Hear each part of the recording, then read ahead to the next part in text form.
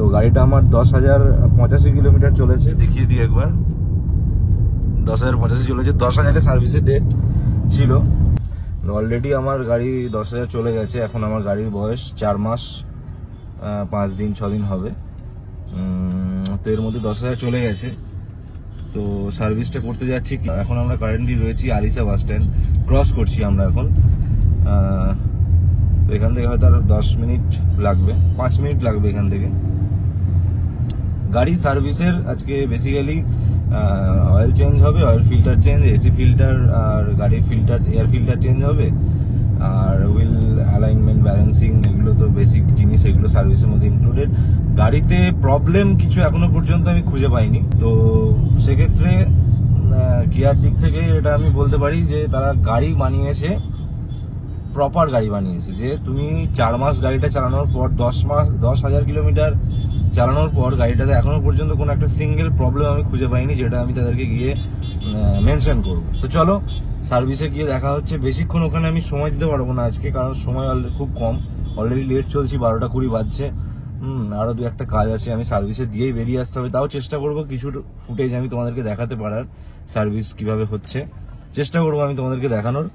তো এখন চলে এসেছি বাইপাসের কাছাকাছি চলে এসেছি। এই যে সামনে এখান থেকে আমাদেরকে ডান দিকে ভেঙে যেতে হবে, একটুখানি গিয়ে ওই জায়গাটা করে কিয়া শোরুম রয়েছে।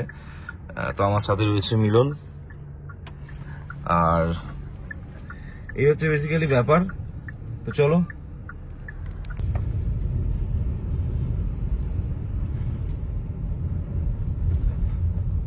তো চলেই এসছি অলমোস্ট, এই যে সামনে রুদ্র কিয়া।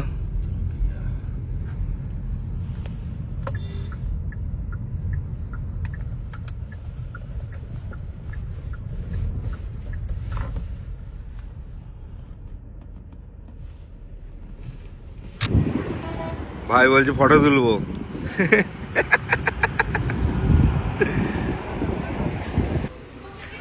সনেটের 24-এর মডেল দাঁড়িয়ে রয়েছে এখানে।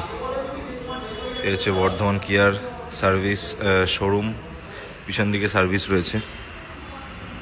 এখানে একটা গাড়ি অলরেডি ডেলিভারির জন্য রেডি রয়েছে। গাড়িটা এখন ডেলিভারি হবে। কি গাড়ি? মনে হচ্ছে সেলটস, দেখা যাক। শোরুম থেকে একটা জলের বোতল অফার করেছে, Bangla dairy package drinking water. মিষ্টি খেতে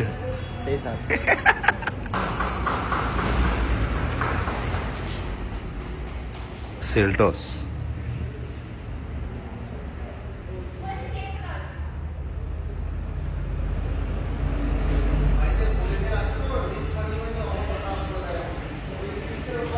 গ্র্যাভিটি এডিশন না, সেলটসের gravity edition guys, that's the look. Alloy wheel গুলো অসাধারণ।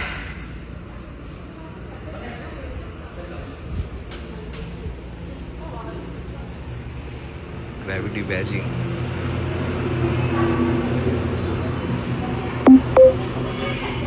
সেলটস গ্র্যাভিটি মডেল, এটা হোয়াইট কালারটা চমকাচ্ছে কিরকম দেখো। এবার ডিফারেন্স গুলো কি কি আছে? প্রথম হচ্ছে অ্যালয় হুইলটা, আমি যেটা দেখতে পেলাম অ্যালয় হুইলটা ডিফারেন্ট করেছে। আমার মনে হয় এটা HTX+ হতে পারে, সেই জন্য অ্যালয় হুইলটা HTX+ এর মতোই দেখতে লাগছে। আর সিটে ভেন্টিলেশন রয়েছে, এই কটা ডিফারেন্স আমি দেখতে পেলাম, যেগুলো HTX+-এই থাকে সাধারণত। গ্র্যাভিটি মডেলে এক্সট্রা কি করেছে আমার ঠিক জানা নেই, বাকি গাড়িটা দেখতে অসাধারণ লাগছে।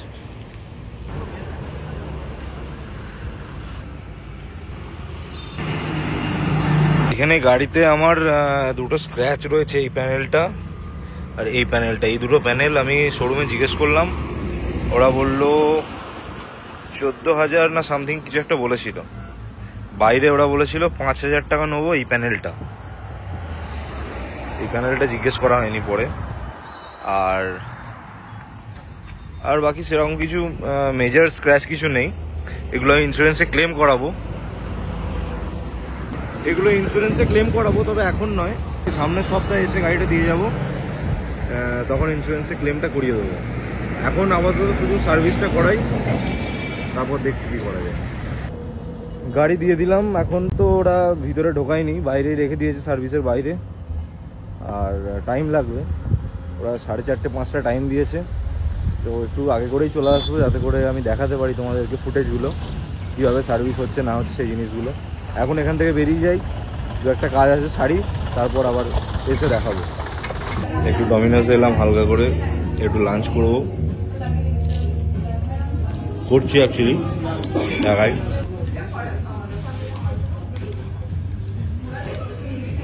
পিৎজা একটা 99-এর কম্বো নিয়েছি, আর তার সাথে একটা গার্লিক ব্রেড, এটা আমার খুব ফেভারিট।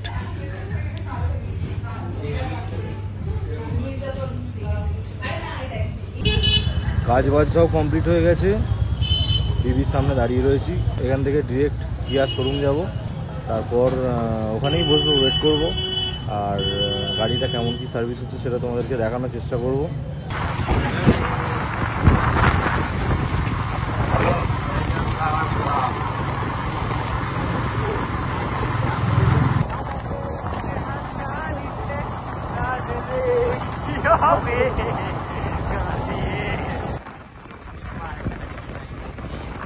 তো গাড়ি সার্ভিস হয়ে গেল, এখন আমরা বিরাটা ক্রস করছি, বিরাটা সিগন্যাল।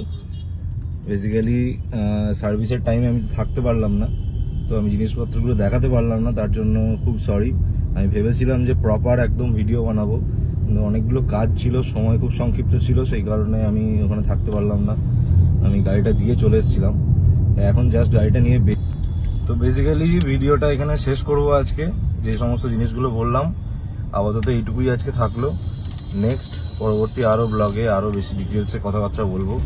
তো আজকে অনেকটা সন্ধ্যা হয়ে গেছে, অনেকটা তাড়া রয়েছে, 5টা বাজছে, আমাকে 5:30টার মধ্যে বাড়ি ঢুকতে হবে। তাই হয়েছে এক্সট্রা আমি শুধু এসি ভেন্টগুলো ক্লিন করিয়েছি, তাতে সিগারেটের যেগুলো স্মোকিংয়ের কারণে যে স্মেলগুলো ওখানে জমে যায়, সেগুলো যাতে মানে ওখান থেকে যখন বাতাসটা আসে একটা হালকা স্মেল আসে তার সঙ্গে, তো সেগুলো ক্লিন করানোর ফলে স্মেলটা আর আসবে না। তো সেটাই এক্সট্রা করিয়েছি, ওটার জন্য 800 টাকারও চার্জ করলো। যাই হোক, ওরা অনেকবার ইনসিস্ট করলো বলে করলাম, না হলে আমার ওটা করানোর ইচ্ছে ছিল না।